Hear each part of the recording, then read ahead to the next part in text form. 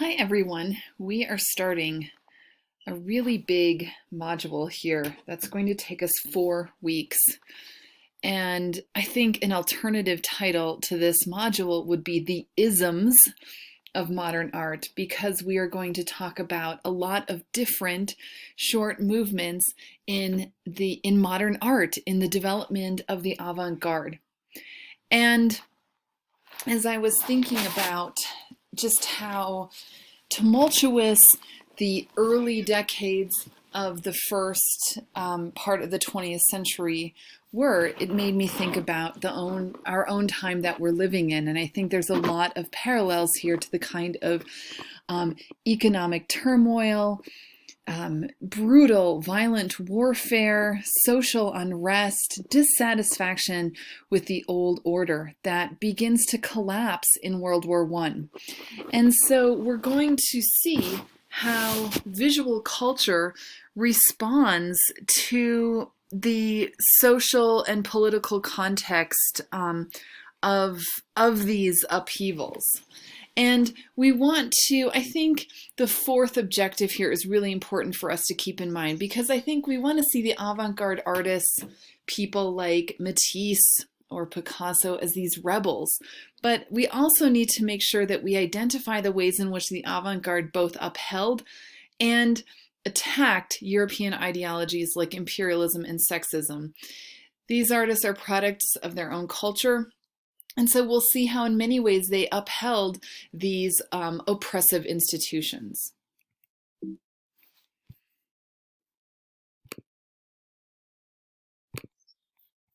Let's start with our first ism, expressionism. And here we're going to look at two different branches of expressionism: Fauvism, which is centered in France, and then German expressionism, which has a few different subgroups. The Expressionists are incredibly indebted to Van Gogh, and here I'm showing you two different Van Gogh works here, The Night Cafe, and of course his Starry Night. There was a big retrospective of Van Gogh and Gauguin in Paris in 1900, and the French Expressionists, they loved the colorism of Van Gogh, this kind of liberated use of color that's illogical and irrational. And they build on that arbitrary use of color, and we see that here in Matisse's Woman with Hat from 1905. Now that name fauve, or fauvism, the word fauve means wild beast in French, and it was a name given by a critic who described the use of pigment as the savagery of a wild beast. What often happens is these names of art movements, these isms, often begin as criticisms, as negative names that then stick, and that's exactly what had happened with the name Impressionism in the in the 19th century. So here we see a recognizable figure. This is not non-representational art, but we have a completely illogical use of color. The background is these kind of random bright splotches. We see the unblended pigment across the figures, across her chest and neck, and these visible, bold, choppy brush strokes. In the portrait of Madame Matisse, so this is Matisse's wife, we again see that kind of arbitrary dividing up of the background. And we also have here how the contour lines are broken in places. So for example, let's follow the contour line of the chin, and we see blues, greens, oranges. The face is also divided up into these angular planes. It almost looks mask-like.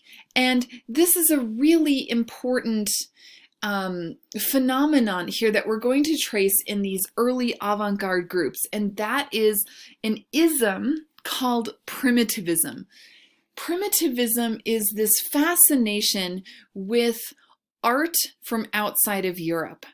In this age of colonialism and imperialism, European artists back in Paris or elsewhere had an opportunity to view art from all around the world, and they were often fascinated by these new sources of material and inspiration. It did not mean that they were kind of reverentially citing these works. It did not mean that they understood the original purpose or any sort of original cultural context of these works, but they were often interested in the forms. And of course, that's something that Gauguin, we see in his work as well, too. He spends a lot of his career in Tahiti, and we see that primitivism on display in his work as well. And I'm just giving you one example of Gauguin's work on the left. So remember that primitivism is a double-edged sword. It's this kind of fascination with the other, the non-European, exoticized, eroticized other, but it also is used to uphold European images of chauvinism, that they are the more civilized, superior culture, and European institutions of colonialism and sexism. Matisse's Joy of Life, one of his most famous canvases, is a celebration of pure color. And in Matisse's work, color reigns supreme.